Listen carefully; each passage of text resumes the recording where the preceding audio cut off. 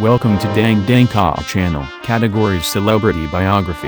Lee Kuan Yew Biography by TheFamousPeople.com. Lee Kuan Yew was the first Prime Minister of the Republic of Singapore. This biography profiles his childhood, life and timeline. Lee Kuan Yew, the first Prime Minister of the Republic of Singapore, is regarded as the founding father of modern Singapore. His dream of making Singapore a part of the Federation of Malaysia was shattered. Continuing as the Prime Minister of the new republic, he was beset with numerous problems that mainly stemmed from the nation's limited natural resources. Though he adopted the policies of non-alignment and neutrality for Singapore, he did not take his country's independence for granted. Apart from strengthening its military might, he brought in conscription, he encouraged foreign investment, developed the necessary infrastructure, ensured racial harmony, and eliminated corruption. During his 3 decades as Prime Minister, Singapore achieved a per capita income next only to Japan's in East Asia, and emerged as a chief financial hub in the region. He is responsible for grooming the people of Singapore as the most disciplined and hard-working people in the world. Though widely admired,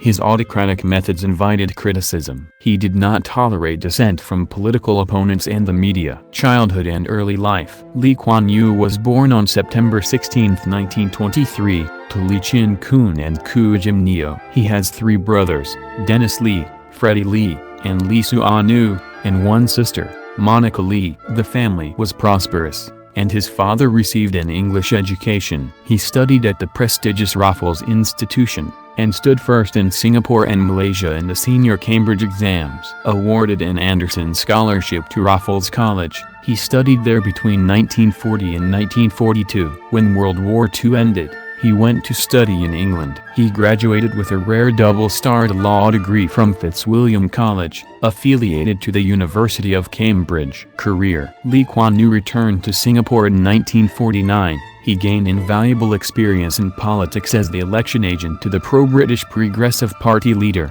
John Laycock, in whose law firm he was employed. Along with some English-educated middle-class men, he founded the People's Action Party, PAP, as a facade for the illegal Malayan Communist Party, and was supported by pro-communist trade unions. In the 1955 elections, he secured the Tanjong Pagar seat and became the opposition leader. He represented the PAP in 2 discussions over the future constitutional status of Singapore. In London, PAP swept the 1959 elections, gaining an absolute majority by winning 43 of the 51 legislative assembly seats. Singapore achieved self-government status, and Lee was sworn in as its first prime minister. He inherited numerous problems in the various sectors. In 1960, he established the Housing and Development Board, HDB. The board undertook steps to provide affordable homes on war footing. He supported Malaya Prime Minister Tunku Abdul Rahman's proposal to form of a federation consisting of Malaya, Singapore,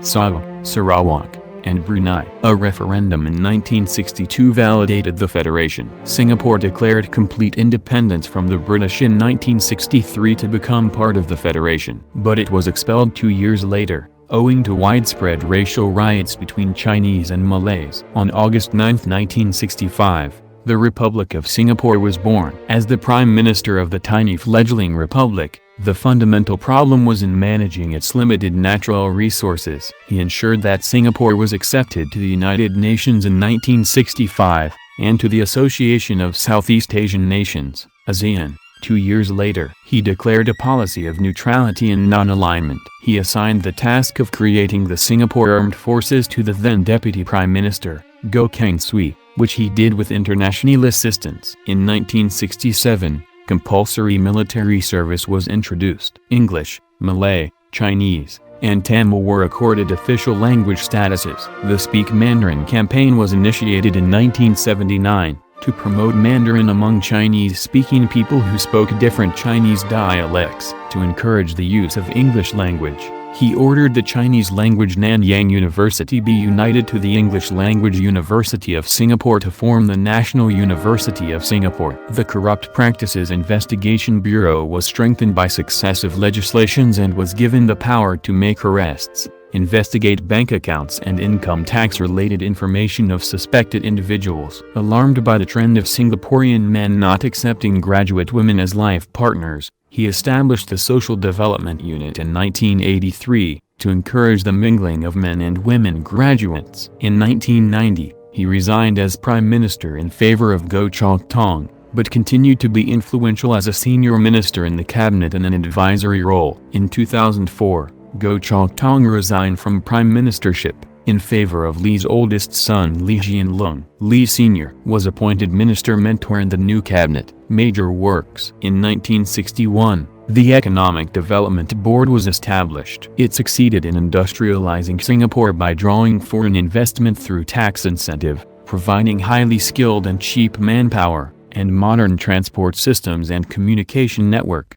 Between 1965 and 1985, Singapore's economy developed eightfold and its per capita income improved fourfold. The percentage of families living in poverty reduced to 0.3%. Homelessness and unemployment were completely stamped out. Awards and achievements. Britain presented Lee with the Order of the Companions of Honour, Knight Grand Cross of the Order of St. Michael and St. George, and the Freedom of the City of London. He received the Woodrow Wilson Award for Public Service from the Woodrow Wilson International Center for Scholars. Personal life and legacy. Lee married Kwa Geok Shoo in 1950, and has 3 children. Hsien Loong, the current PM, Drive, Wei Ling, heads the National Neuroscience Institute, and Hsien Yang, presides over the telecommunication giant, Singtel. Lee Kuan Yew died of pneumonia on March 23, 2015. At the age of 91, he authored many books in his lifetime. These include The Singapore Story,